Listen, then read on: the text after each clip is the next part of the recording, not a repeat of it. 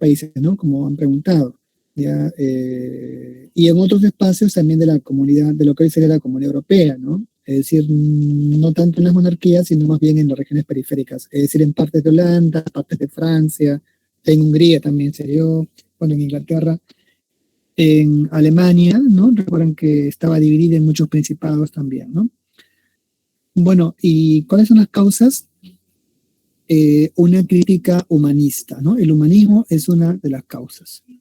Martín Lutero era amigo de Erasmo, ¿no? Y Erasmo influyó mucho en su pensamiento porque recuerdan que Erasmo era o fue un gran crítico del humanismo, tenía mucha correspondencia con Martín Lutero.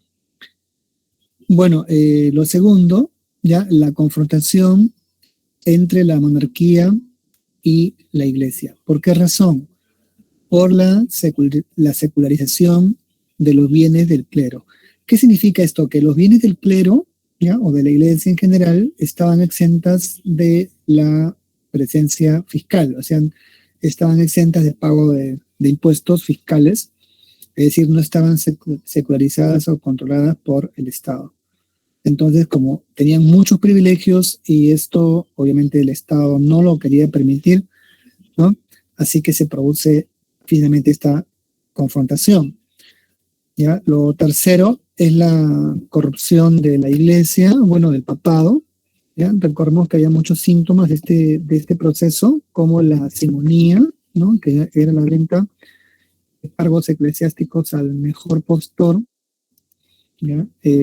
También tenemos el nepotismo, ¿no? El nepotismo, que es la entrega de cargos, ¿ya? A dedo, ¿no? A familiares o amigos allegados al sector eclesiástico, ¿ya? O lo que hoy constituyen delitos, ¿no?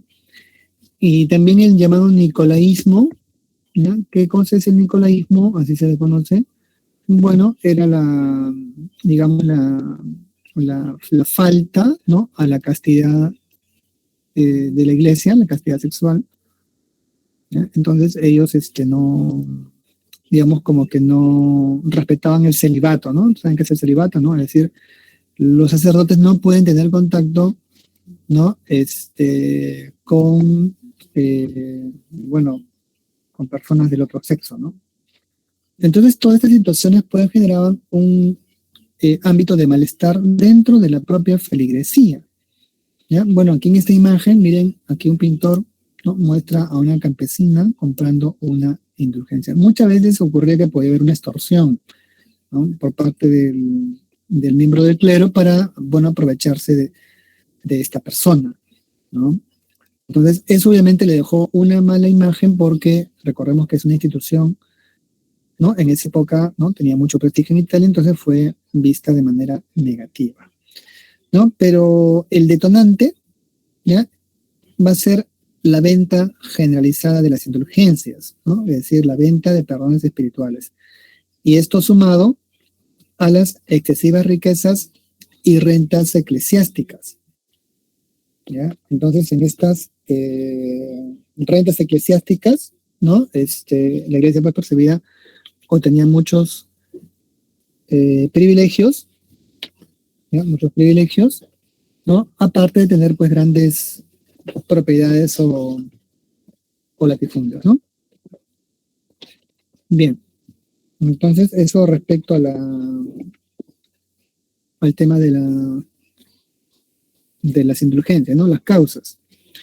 ¿Y hay antecedentes? Sí, ¿ya? Recordemos que hay muchos antecedentes, como en Inglaterra fue John Wycliffe, ¿ya? Los valdenses también, ¿no? Que eran grupos religiosos, y en Bohemia Juan Hus, ¿no? Que incluso desafió el poder del Papa, pero fue quemado vivo, y lo mismo también Girolamo Savonarola, ¿no? Recuerden que Savonarola ya también tuvo bastante prédica en Florencia, pero bueno, ahí fue quemado, ¿no? Fue quemado por orden de la iglesia, ¿no? Entonces ahí como una suerte de mártires. Y bueno, ya el detonante de la venta de las indulgencias.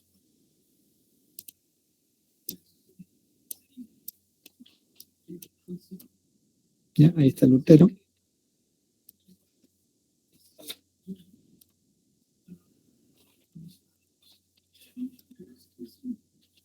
Bien, veamos entonces la reforma luterana.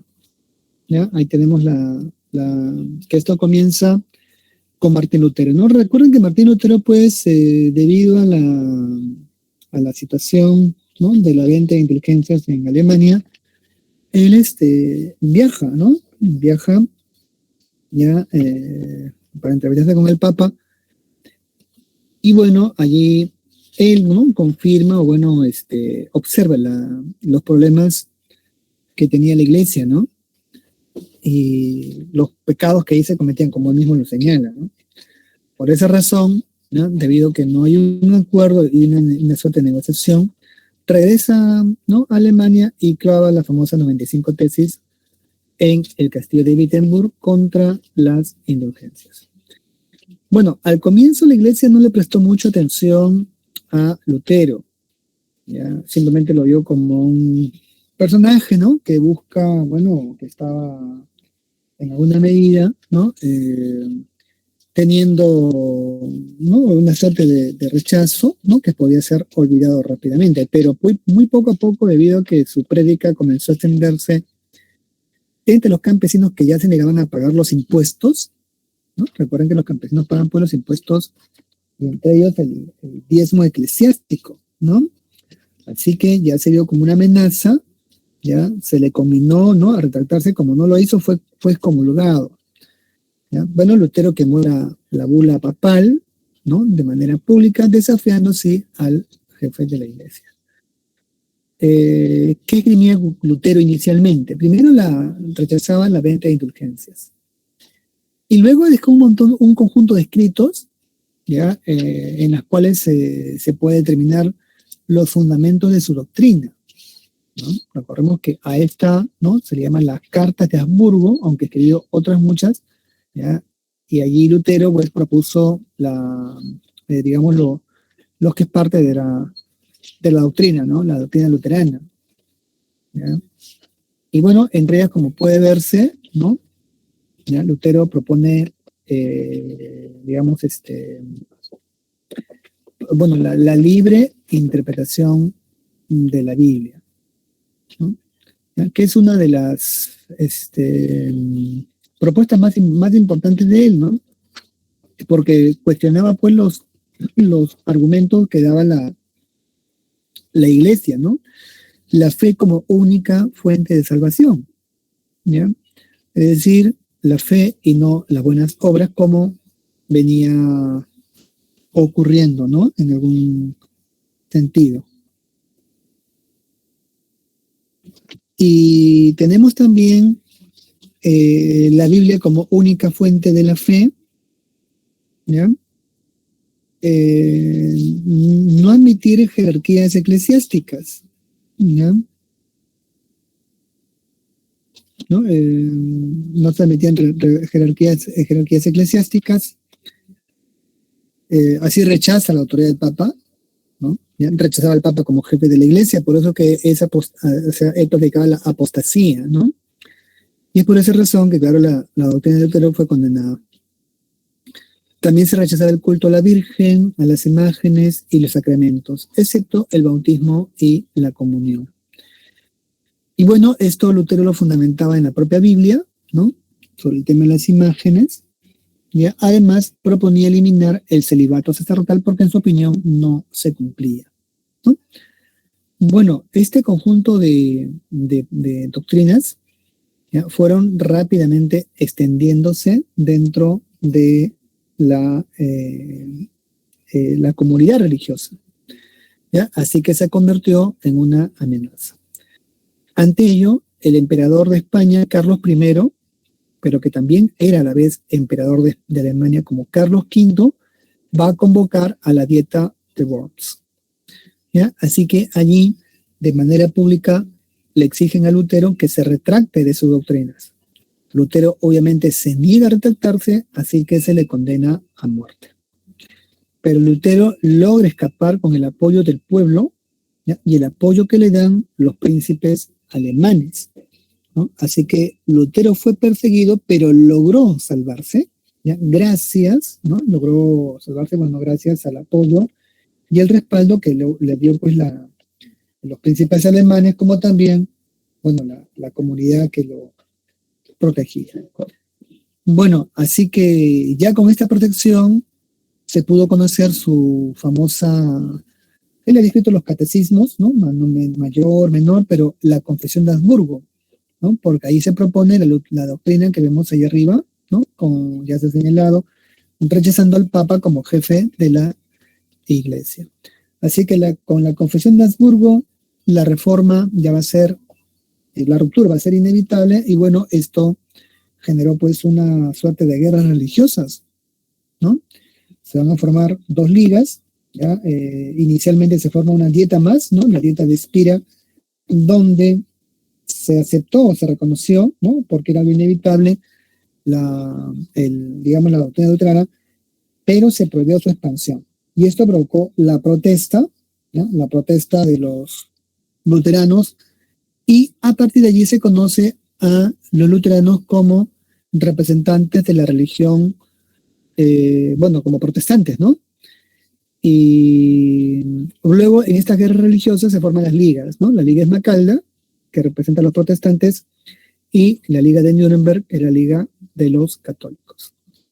¿Ya? Así que estas diferencias religiosas van a ser llevadas al ámbito de la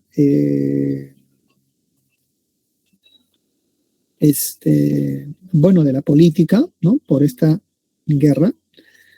Y finalmente se llega a una paz religiosa, ¿ya? La paz de Habsburgo, ¿no? Con esta paz de Habsburgo prácticamente es el triunfo de los luteranos. ¿Por qué? Porque se estableció la tolerancia de cultos en toda Alemania. Aquí los señores eligen la religión en sus respectivos estados. Entonces, con esta paz, prácticamente la reforma de Lutero fue un hecho. Y creó una nueva iglesia, ¿no? La iglesia luterana.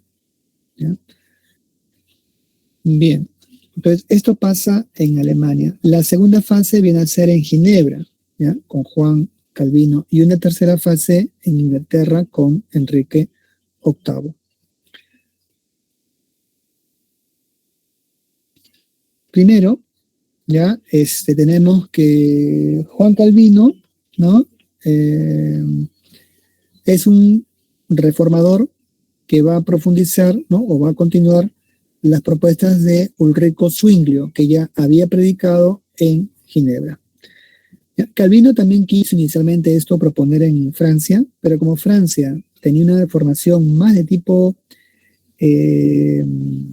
más católica, entonces tuvo que migrar hacia Suiza, ¿ya? Debido a que no era aceptada, ¿no? En la comunidad francesa. Y bueno, ahí en Suiza más bien va a tener más éxito, ¿no? Así que primero va a escribir su obra, ¿no? La institución de la religión cristiana. ¿Ya? Y aquí su doctrina de Calvino es muy similar a la luterana, ¿ya? Con la diferencia es que él plantea en esta obra, ¿no?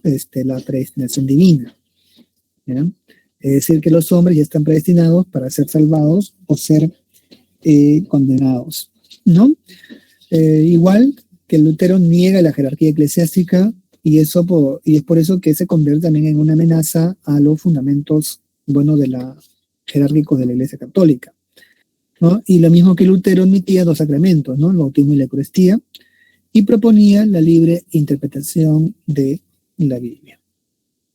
Bueno, a través del consistorio, Juan Calvino va a desarrollar la reforma, ¿ya? Y tiene mucho éxito por el desarrollo, ¿no? También que experimenta Suiza por esos años, ¿no? Un país más vinculado, bueno, al comercio, ¿no?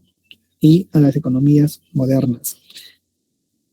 Bueno, se dice que Calvino entró en una etapa de intolerancia también cuando mandó a ejecutar al médico español Miguel de Servet o Michel de Servet por cuestionar la institución de la religión cristiana con otro libro que escribió Miguel de Servet. Y finalmente tenemos la reforma en Inglaterra, la reforma anglicana, ¿ya? Aquí la reforma nace por un problema más de tipo doméstico, ¿no? Un problema de tipo familiar. Bueno, ¿cuál fue ese dilema? El divorcio del rey Enrique VIII, ¿no? Ustedes saben que Enrique VIII ¿ya? Era, bueno, un gobernante, ¿no? Que tenía pues tenía por costumbre pues tener muchas esposas, ¿no? O bueno, así que él ya estaba comprometido, estaba casado, ¿no? Con una reina de la casa española, que era católica, ¿no? Pero luego eh, se produce pues la ruptura debido a que él se enamora de una de sus damas de corte, Ana Bolena, con la cual él quiere casarse. ¿Ya? Con ella tendrá una hija, la famosa, la futura reina Isabel I, ¿no? ¿Ya? Aunque después el rey mandó matar a Ana Bolena, pero bueno, así era este rey famoso, ¿no? Enrique VIII. Pero el divorcio está prohibido dentro de la Iglesia Católica, ¿no? Así que no podía hacerse, ¿ya? Así que él nombra a una autoridad eclesiástica que lo divorcie y lo case con Ana Bolena. Bueno, el Papa desconoció este divorcio, obviamente tenía que hacerlo, así que Enrique VIII, para separarse de la injerencia del Papa en estos asuntos privados, promulga el acta de supremacía. ¿Qué planteaba esta acta de supremacía? Se reconoció al rey de Inglaterra como jefe de la iglesia en Inglaterra. Y es por eso que se recibe el nombre, a partir de esa acta de supremacía, hasta la fecha, como el nombre de Iglesia Anglicana, ¿ya? En la cual el rey es jefe, a la vez jefe político y a la vez jefe de la iglesia en Inglaterra. Así se produce la ruptura. Y esto va a llevar obviamente a un rencor, ¿no? Por el divorcio que tuvo de Enrique VIII con esta reina española. Y bueno, lo va a llevar al tema ya internacional. Ya Enrique VIII había muerto, ¿no? Pero con su hija Isabel I, que enfrenta a la poderosa Armada Invencible, ¿no? Del rey Felipe II.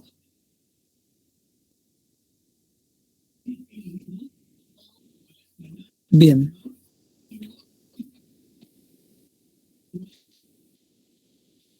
¿Cuáles son las consecuencias?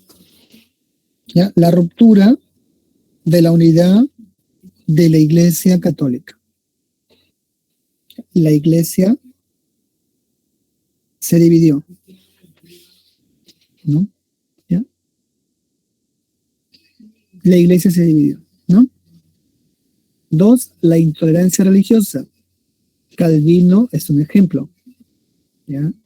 Van a estallar las guerras de religión en Europa, ¿sí? Y la Iglesia Católica va a iniciar la contrarreforma, ¿no? Entonces, el siguiente tema viene a ser la contrarreforma.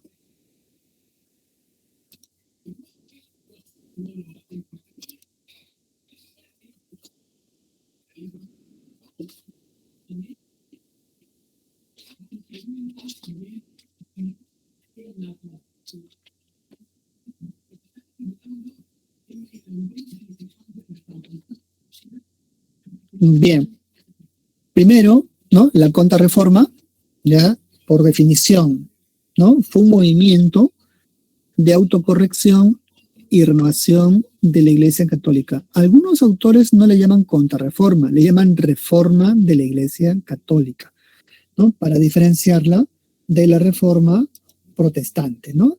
Entonces, algunos le llaman contra o reforma de la Iglesia Católica. Porque se da por la propia Iglesia, ¿no? Por esa razón, ¿ya? Pero la gran mayoría le pone el nombre de contrarreforma. Eso para que más o menos lo entiendan, ¿no? Con esos nombres, ¿ya? Así que es un movimiento de autorrenovación, ¿no? Y autocorrección y renovación de la Iglesia Católica. ¿Para qué? Para tener la expansión del protestantismo. ¿Ya? Se va a desarrollar durante la segunda mitad del siglo XVI.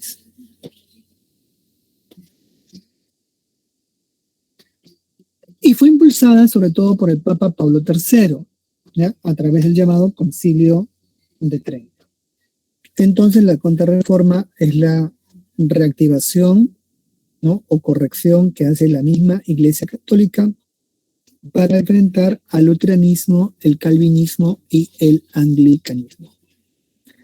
Bueno, esto se va a llevar a cabo a través del Concilio de Trento, ¿ya? Que entre otras medidas, ¿no? Aquí podemos nombrar muchísimas, ¿ya? Pero los objetivos van a ser la reorganización de la Iglesia y el reforzamiento de sus bases ordinarias, ¿no? ¿Cómo? A través de 3 instrumentos principales.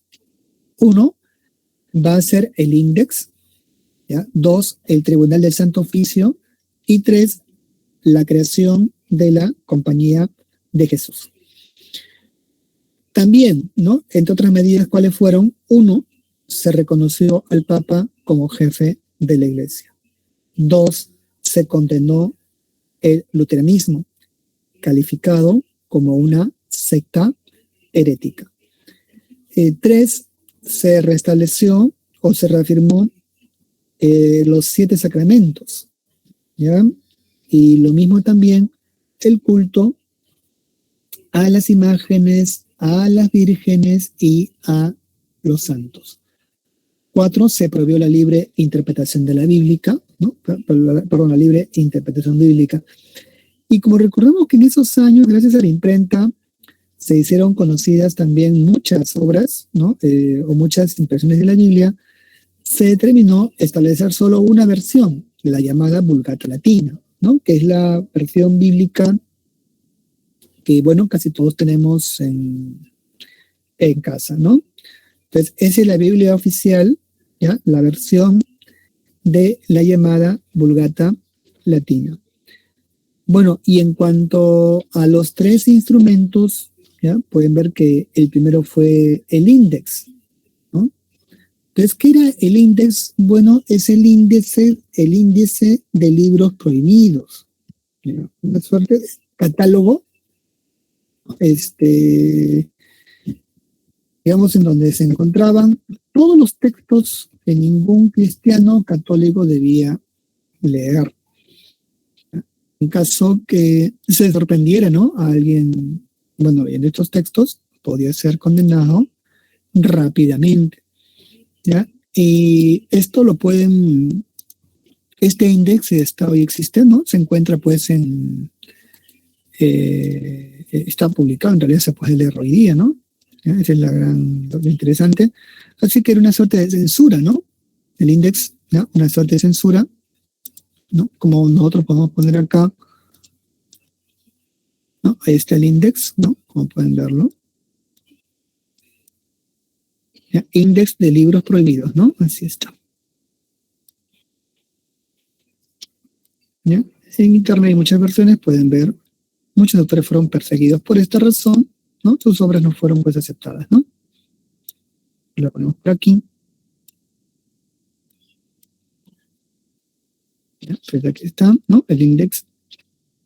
2, el Tribunal del Santo Oficio de la Inquisición. ¿Qué cosa era? Un tribunal de justicia para delitos de fe. ¿Ya? Entonces, en el tribunal, ¿no? De la Inquisición, ¿ya? Los ejes eran pues castigados, ¿no? Cuando se producía un delito, ¿no? De ese tipo, ¿ya? Y luego podían ser quemados en un auto de fe, ¿no? Con el llamado auto de fe, ¿ya? Entonces, ¿no? Aquí podemos ver una imagen, ¿ya? Del proceso. Bueno, es una pintura de Goya, el pintor español, ¿no? La Inquisición española, ahí está el San Benito famoso, ¿no? Y lo pueden ver, una suerte corosa, ¿no? Donde se le ponían pues diablos, imágenes, ¿no? ¿Ya? Y acá se ven las torturas que el Santo Oficio hacía, ¿no? Entonces aquí lo ponemos un ratito. Y bueno, aquí está, ¿no? ¿Ya? Entonces, estas son las torturas que se hacían por el Tribunal de la Inquisición, ¿no? Esta es la garrocha, ¿ya? Como pueden ver, consistía en elevarlo de las manos hacia atrás para luego soltar la soga rápidamente con una pesa, ¿no? Un peso enorme aquí en los pies para que los brazos se salieran del cuerpo, ¿no? ¡Pum! O sea, las articulaciones se rompieran, ¿no? Y bueno, son una de las más sencillas, porque a otros les ponían fuego, en fin, les taladraban la garganta, en fin, cosas muy horrendas, ¿no? En fin, una cosa, pero bueno, que pasa, es parte de la historia moderna, ¿no? Porque esto es parte del mundo moderno. Bueno, entre otras cosas, ¿no? ¿Ya? Y finalmente tenemos la creación de la Compañía de Jesús. ¿Ya? Aquí tenemos a su fundador, ¿no? Que fue un ¿no? Excombatiente de la Guerra de la Reconquista, cuyo nombre era Íñigo López de Recalde, pero que es más conocido con su nombre de santo como San Ignacio de Loyola, ¿no? Ahí está. ¿Ya? Este es el símbolo de los jesuitas, ¿no? Ahí se puede ver Jesús, dice, ¿no? ¿Ya? Ellos, aquí se ve la cruz, ¿no? Ahí está el símbolo de los jesuitas.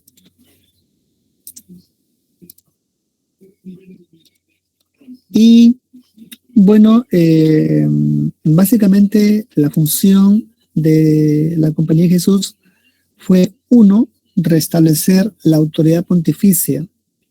¿Ya? Para hacerlo van a profundizar los conocimientos sobre la fe, ¿ya? Sobre la teología, ¿sí? Y esto se va a hacer en sus famosos colegios. Recuerden que la Compañía de Jesús destacó mucho por el control de la educación, ¿ya? Así que una característica será la intensa labor educativa, ¿no? La educación era muy intensa y eso explica que sus colegios eran muy famosos porque ellos estaban al tanto de lo último que venía apareciendo, ¿no? ¿Ya? Entonces estamos hablando de los conocimientos más avanzados de su época y bueno, esto para la educación del clero y también de las élites, ¿no? De estos países católicos. Y lo mismo el voto de obediencia al Papa, al cual solo rendían información, ¿no? Entonces, eso caracteriza a la Compañía de Jesús. Y bueno, San Ignacio de Loyola, ¿no? ¿Ya? Escribió un libro, ¿no? ¿Ya? Y lo vemos a San Ignacio, ¿ya? Y bueno, se llama Ejercicios, ¿no? Espirituales, ¿no? Ese es el título del libro de San Ignacio de Loyola, ¿no? ¿Ya? Entonces aquí lo podemos ver nosotros, ¿no? Ahí está el libro, ¿no? ¿Ya? Este es el libro de San Ignacio de Loyola, ¿no? ¿Ya? Los ejercicios espirituales, ¿no?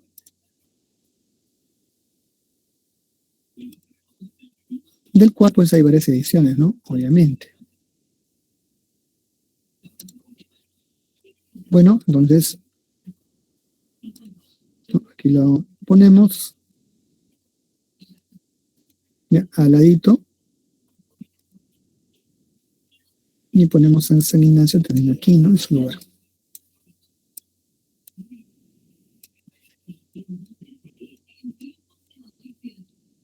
¿Ya? Ahí está.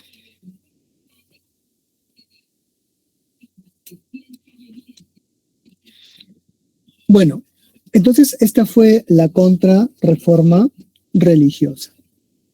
¿Ya? Ahora veamos lo llamado, la llamada expansión europea que se va a realizar a través de los viajes de descubrimiento.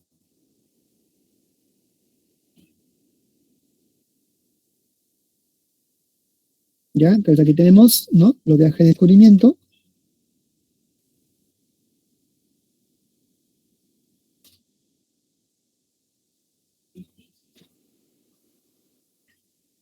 Bueno, se llama este proceso en el cual Europa, ya, los europeos se expanden por el mundo.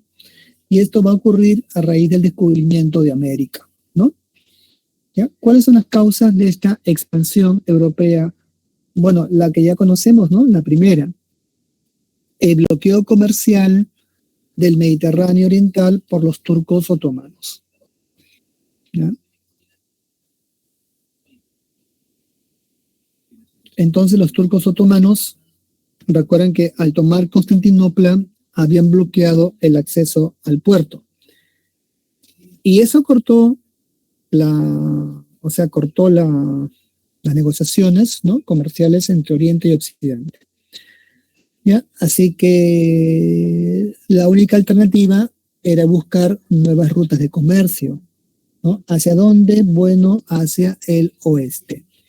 Y esto va a reactivar los conocimientos y la ciencia de la geografía, ¿no? Por eso que es muy importante la expansión europea.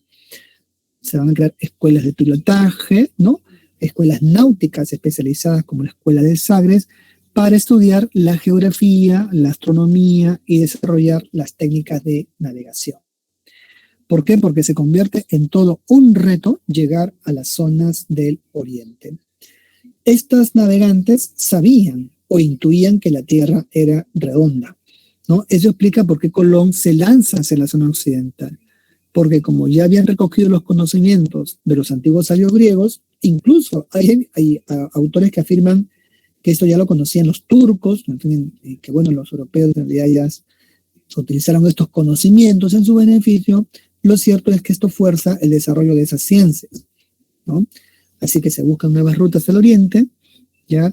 Y Portugal y España tienen una gran ventaja. ¿Cuál es la ventaja geográfica, no? Ahí dice beneficio ibérico, pero es una ventaja geográfica. Como pueden ver, España y Portugal se encuentran mirando hacia el Océano Atlántico. Por lo tanto, es un puerto natural terrestre de salida hacia la zona occidental. ¿Ya? Entonces, allí radica esta importancia, ¿no? Luego tenemos nuevos conocimientos, ¿ya?, e inventos, sobre todo náuticos, ¿no?, como el astrolabio, ¿no?, la brújula y la carabela. ¿Ya? Aquí está el astrolabio, ¿no?, invento en realidad más asiático, perfeccionado por los musulmanes, ¿ya?, y luego adoptado por los europeos, ¿no? ¿Ya? Sabemos de los astrolabios por las crónicas islámicas, ¿no? Bien. Bueno, ¿quiénes comienzan las exploraciones? Los portugueses. ¿Ya? Así que son los primeros, ¿no?, aprovechando con España su configuración geográfica. ¿Y el contexto cuál va a ser? La fundación de la Escuela Náutica de Sagres, que va a crear toda una red, ¿no?, una red de navegantes, ¿ya?, todo un proceso de navegantes, y que había sido creada por el infante, bueno, don Enrique el Navegante, ¿ya? Así que ellos planteaban llegar a la India bordeando el continente africano. Y aquí tenemos las principales exploraciones, ¿ya? Tenemos la exploración de Bartolomé Díaz, ¿no?, que llega al sur de África, lo que se llama el Cabo de las Tormentas, y luego más tarde Cabo de Buena Esperanza. Vasco de Gama, que bordea ese cabo y llega hasta Calicut, la India, estableciendo una nueva ruta de las especies, ¿no? Y finalmente Pedro Álvarez Cabral, que va a llegar hasta el Brasil. Entonces, como pueden ver, ¿no?, así que los portugueses se lanzan hacia esta zona, pero no desdeñando la parte de América, ¿no?, que comienza ya a ser muy conocida.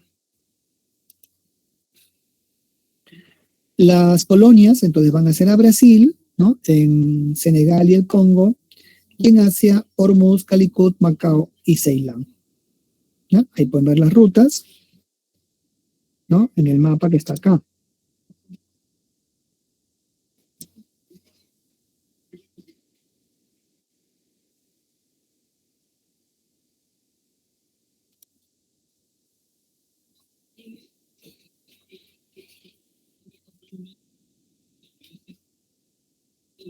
Bien.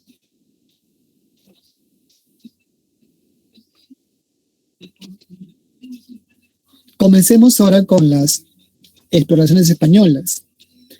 ¿Ya? ¿Y cuál va a ser el contexto? Bueno, el fin de la Reconquista, la expulsión de los moros, ¿no?, y los judíos de España. Bueno, muchos se quedaron en España, ¿no? Aquí vemos la rendición de Breda, ¿no?, de Granada, ¿ya?, ante los reyes católicos, ¿no? Granada fue el último estado musulmán que quedó pues en España y al final terminó siendo conquistada, ¿no? Y estos reyes católicos son los reyes eh, Isabel la Católica, pues, eh, y Fernando de Aragón, ¿no? ¿Ya? Entonces, ya con ello se produce, ¿no?, la unificación, ¿no?, con estos reinos y la formación de la monarquía española que luego va a pasar a manos de los Habsburgo. Pero aún en tiempos de los Trastamara, ¿ya?, Fernando de Aragón e Isabel la Católica pertenecen a la dinastía de los Trastámara. Ellos son padres de Juana la Loca, ¿no?, su hija que va a ser casada con Felipe el Hermoso y que es padre a su vez de, bueno, Carlos V, ¿no? Bueno, vemos acá a Colón, ¿ya? El objetivo de Colón fue llegar a la India navegando por Occidente, ¿no? Ya vemos la campaña de Colón, ¿no? Fue autorizada por la capitulación de Santa Fe y llegó a América en 1492 realizando 4 viajes. ¿Ya? Ahí tenemos la exploración española, ¿no?, con el descubrimiento de América, hecho cargo de Cristóbal Colón.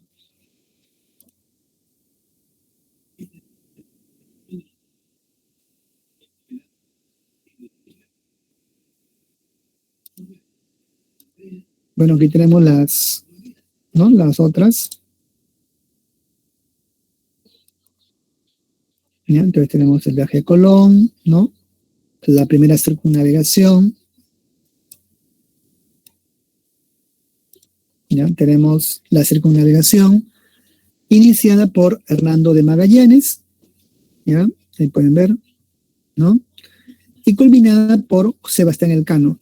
Bueno, ¿esto por qué ocurrió? Porque Magallanes falleció en Filipinas mientras hacía el viaje de circunnavegación. ¿Ya? El mérito del autor, ¿no?, de Magallanes es que su flota, ¿ya?, dio la primera vuelta al mundo.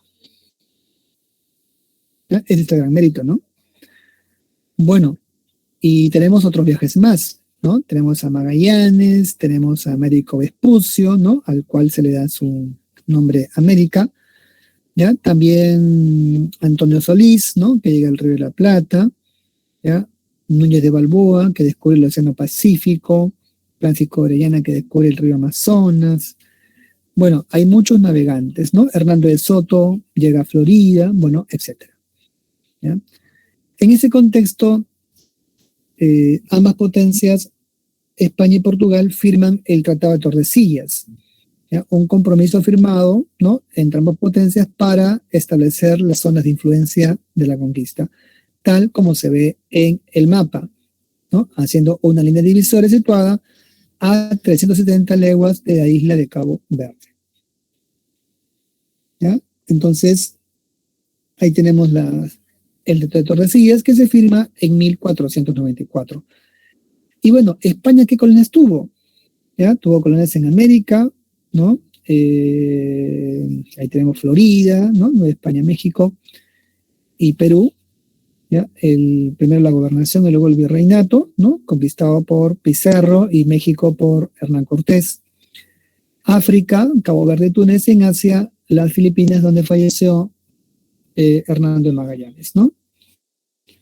Bien, ahora finalmente, ¿no?, vemos las consecuencias.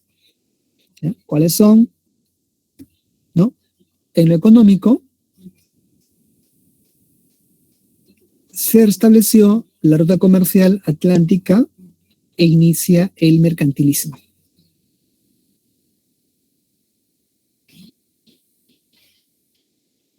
¿Ya? Entonces tenemos la ruta comercial del Atlántico e inicio del mercantilismo, ¿no? ¿Ya? Otra consecuencia económica es la explotación de los recursos naturales, ¿no? ¿Ya? Esto lo sabemos, ¿no? ¿Y por qué el mercantilismo? Porque comenzó la acumulación de metales preciosos de los tesoros que venían de México y Perú, ¿verdad?, en Potosí. Así que vemos que el mercantilismo, ¿ya?, se desarrolla por este descubrimiento, ¿ya?, la acumulación de metales preciosos que va a desarrollar el capitalismo europeo.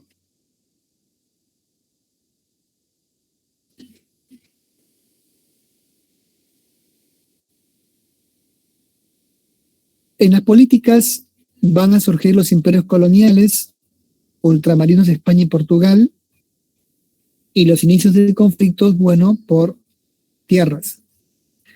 Se forman los imperios, ¿no? Ultramarinos, el imperio portugués, el imperio lusitano. ¿Ya? También recordemos que en los descubrimientos participan Inglaterra, ¿no? Con las 13 colonias, ¿ya? Y Francia también con el Canadá. En lo social, tenemos a una burguesía comercial consolidada, ¿ya? ¿No? Se desarrolla el comercio, ¿no? De la burguesía. ¿Ya? Hay un mestizaje, ¿no? La mezcla de razas. Recordemos que el mestizaje, bueno, se da de múltiples maneras, ¿no?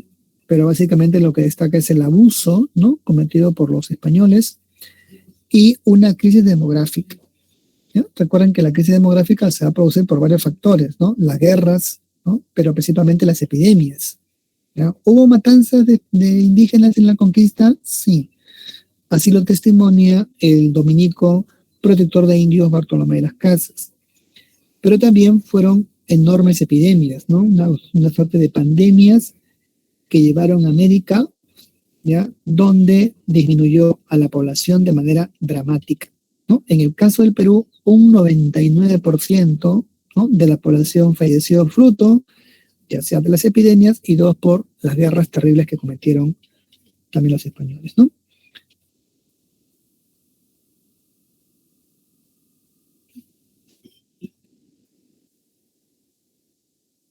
Bueno, en lo cultural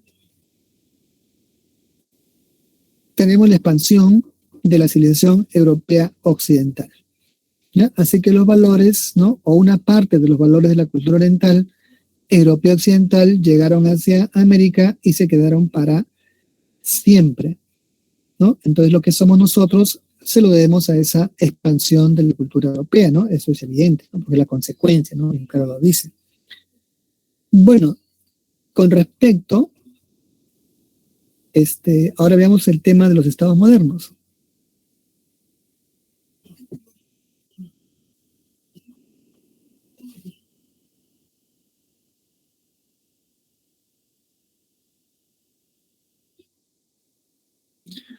Bien, cuando hablamos de los estados modernos, hablamos del absolutismo, ¿ya? El absolutismo es un sistema de gobierno basado en la concentración del poder político, económico, militar y religioso en manos del soberano. ¿Esto qué significa? Que el rey concentra, ¿ya? Todo el poder administrativo, ¿no? Judicial en sus propias manos. Hay una frase de un rey francés que lo explica todo, que está allí señalado, ¿no? El rey Luis XIV, conocido como el rey Sol. ¿Ya? Él decía una frase, ¿no? Muy popular que todos conocen, se llama "el Estado soy yo", ¿no? Esta es la moda de los reyes de esa época, como pueden ver, ¿no? Usaban peluca, ¿no? De peluca se nota. Y bueno, vean su ropa, ¿no? Vean su calzado, ¿no? Interesante.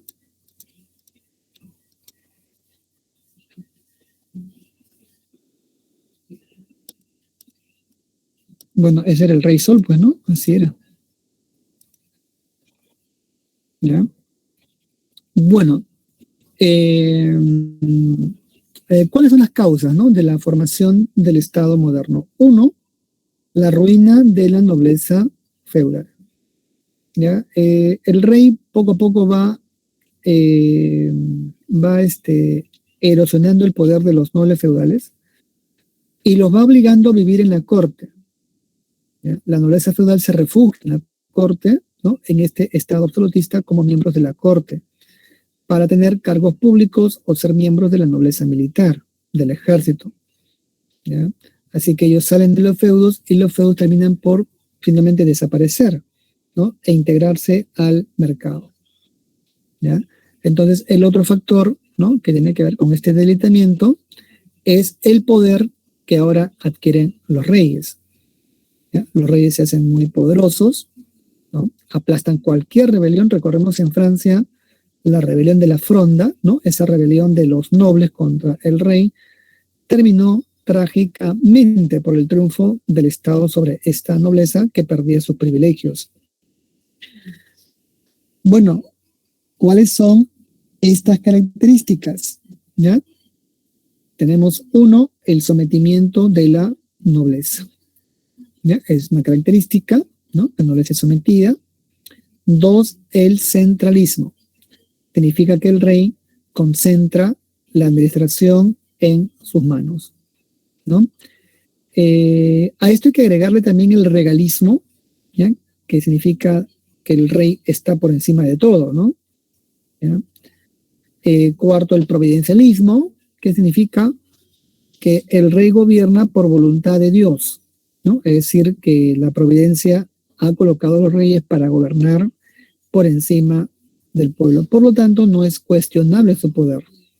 O sea, no se le puede cuestionar, sino que hay que esperar la garantía de la providencia para que sea un buen gobernante. Cuarto, la expansión y profesionalización de la burocracia. ¿Ya? La burocracia se moderniza, se profesionaliza. Y quinto, se forman los ejércitos nacionales, ¿no? Desplazando a los ejércitos mercenarios, ¿no? Entonces, ahora más bien se forman ejércitos profesionales que pertenecen al Estado, ¿no? O pagados por un sueldo del Estado. Bueno, y ahí está el regalismo también, ¿no? Que estábamos señalando, que el rey es la única fuerza política y no comparte su poder ya o con otras entidades. Obviamente que este regalismo se impuso ¿ya? Para separar el Estado de la influencia de la Iglesia, ¿no? Entonces el poder del rey está por encima de todo, ¿no? Y esto, ¿qué tiene que ver con el Estado moderno? Porque se convierte en una causa de Estado, ya que el rey personifica la nación, ¿no? Entonces, por esa razón, el regalismo, ¿no? Implica que el rey personifica el Estado. Así que su imagen, bueno, debe estar bien consolidada, ¿no?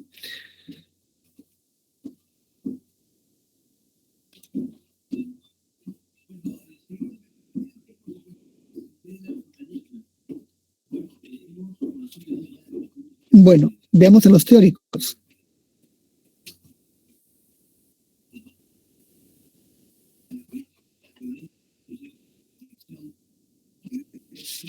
Ya tenemos ahí a Jacques Bossuet. ¿Ya? Recuerden que fue un obispo, autor de una historia universal, ¿ya? Y él señalaba que el rey posee un origen divino, ¿no? El otro fue el inglés Thomas Hobbes, ¿no? Bossuet era francés. Thomas Hobbes, que es autor de El Leviatán, ¿ya? Un libro muy famoso donde él señalaba que el pueblo debe ceder su libertad y dejar sus derechos en manos de un monarca fuerte, ¿no? Es lo que dice Thomas Hobbes en un libro famoso, ¿no? El libro se llama, bueno, El Leviatán, ¿ya? Pues ahí el libro da los fundamentos del poder absoluto, ¿no?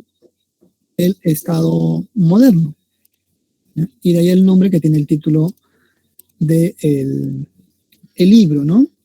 Entonces acá lo vemos. Ahí está el libro de Thomas Hobbes, ¿no? ¿Ya? Leviatán o no, o la forma de ejercer el poder, ¿no? ¿Ya? Bueno, ahí está.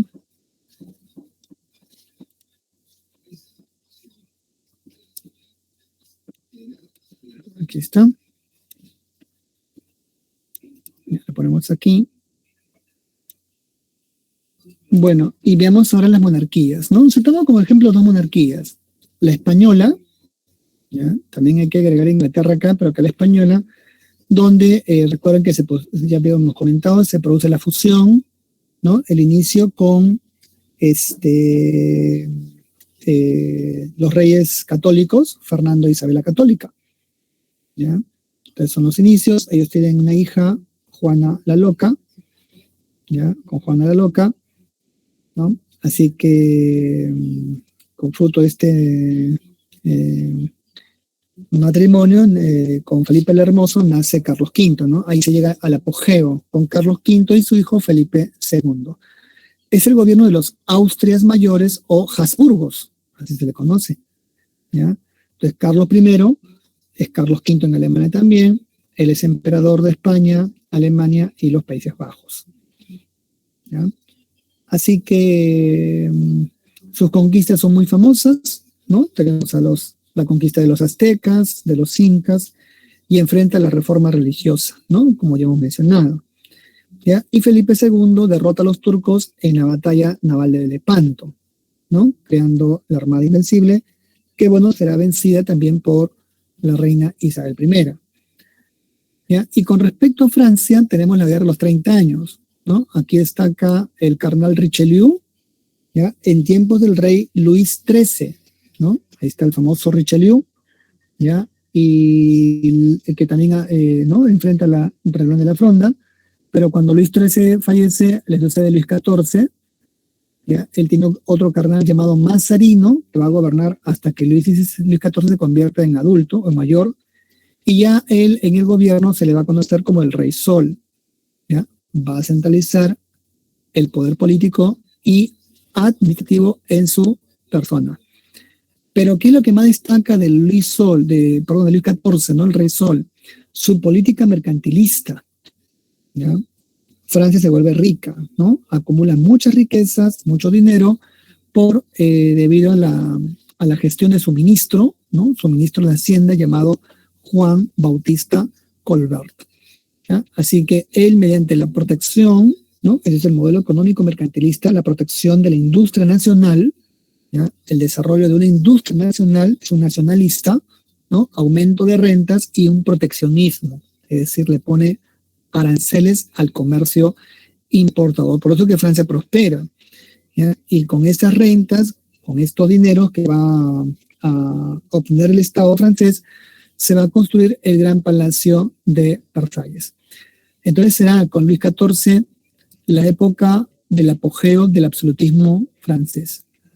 La crisis, ¿cuándo va a comenzar? Con Luis XV, ¿ya? Y se va a desintegrar con Luis XVI. Bueno, y así culmina el Estado moderno, ¿no? Bueno, entonces, esto, ¿ya? Respecto a la monarquía absoluta. En el caso de Inglaterra, recuerden que esto comienza con los Tudor, ¿ya? Y luego con los Estuardo, ¿no? Inglaterra tiene una revolución inglesa que forma una república, la primera república moderna, ¿no? Del mundo moderno, obviamente, ¿ya? Y después se restablece el absolutismo hasta la revolución gloriosa, ¿no? Que se produce en 1688, que deja que el rey sea una figura decorativa. El rey reina, pero no gobierna. Bueno, así terminamos. Y estos son las claves, ¿no? Ahí está la línea de tiempo. Dejamos las claves aquí, ¿no? Una B,